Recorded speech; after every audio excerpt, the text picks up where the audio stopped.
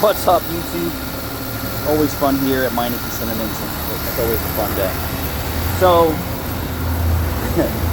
we had this car dropped off last night for exhaust, and it's an old one. It is the Ford. Let me go find out what year it is. Actually, he probably has the only one on the road anymore. What year was that? It was a Ford what? 2005 Ford Freestyle. 2005 Ford Freestyle, probably the only one on the road, 200,000 miles and not in good shape. So in 2018, we did some exhaust repairs to his vehicle because he chose the affordable option 8 years ago. He's presently back today. I bring the car in, and I'm reading the paperwork. It says I only want a patch. Okay. Well, the oil change sticker says he was at Pep Boys last, so I would say they probably told him already that he needs a whole exhaust on a Ford Freestyle from 2000, whatever year it is. It's got a bunch of exterior issues, like the trim's falling off the outer of the door. The center caps are missing, the right rear tire is going flat, the gas cap light's on, the engine light's on, the brake pedal feels a little low, but it stops. So I bring it up on the drive on, this drive on here, and I go up the bump and slam, and the clunking. So then I get up to the back part of it, bouncy. Yeah. So then I bring the car, we don't do a free courtesy scan because that stuff costs money. So the oil sticker's overdue at 200K. And the engine seems to run pretty nice. I was shocked.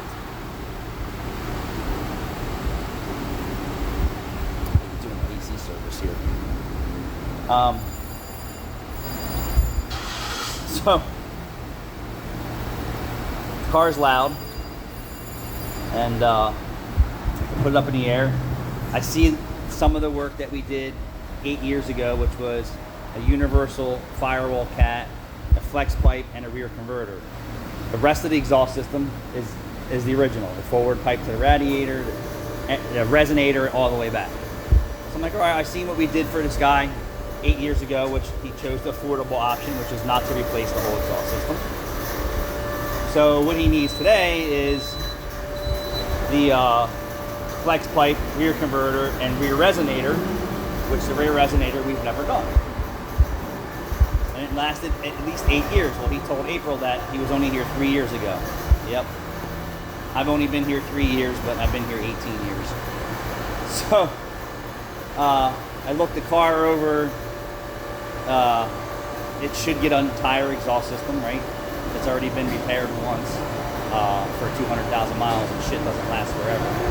And keep in mind, my exhaust system repairs outlast most vehicles today as far as engine problems. So I don't know what he's complaining about. Most people can't get 8 years out of a car, a brand new car. So we tell him, hey, it really needs a whole exhaust system, and you should do this. The front struts are blown out, the front links are broken off, the rear links are rattling, the rear struts are blown out, the right rear tire is going flat. Tell him all this stuff, and he's like, well, you know, isn't that still under warranty? I'm like, no. 8-year warranty on exhaust repairs? I don't think so, dude. And you're not a loyal customer to me, so you came here 8 years ago and got your exhaust patched up because Pep Boys couldn't do it for you because they told you 8 years ago you need a whole exhaust system. And then you came to us, we told you the same thing, but then we Houdini'd up a repair that lasted 8 years for you, and then you have other exhaust system problems that are unrelated to that repair. And then he wants to cry and complain that it should be under warranty. No, dude. I don't know where you're getting your stuff today, but there is nothing that's a good warranty out here anymore. And my repairs outlast most new vehicles today. And you should take care of the car that you got because it actually runs good. But now you're letting it get ahead of you.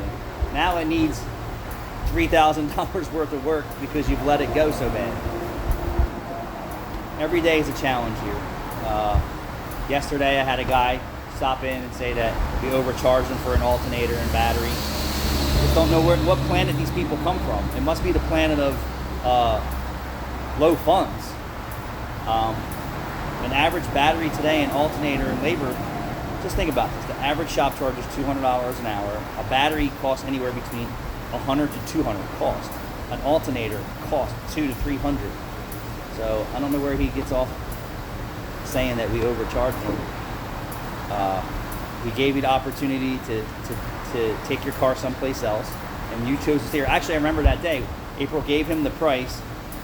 He was carrying on in the office with her. She put him in his place. He told me to back the car out. I closed the hood, back it out, put it in the parking lot, and then he says, "Oh, just go ahead and do it." You had your opportunity for us to not fix your car. You could have taken it anywhere and spent $800 to $1,000 for an alternator.